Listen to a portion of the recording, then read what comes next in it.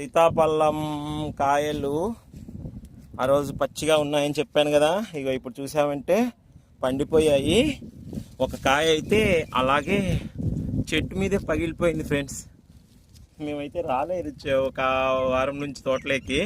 చూడండి ఇవన్నీ ఇంకా పండుకొచ్చేసాయి. సో అన్నీ తీయచ్చు అనుకుంటున్నాను.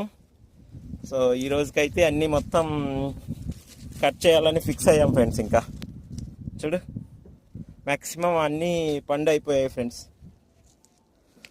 అందరూ ఆ రోజు చెప్పాను కదా పండు అయిన తర్వాత మీకు అందరికీ చూపిస్తాననేసి. ఇందా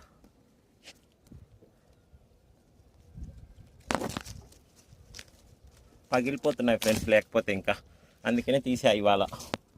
ఇది కూడా ఎస్, దిస్ ఈజ్ ఆల్సో.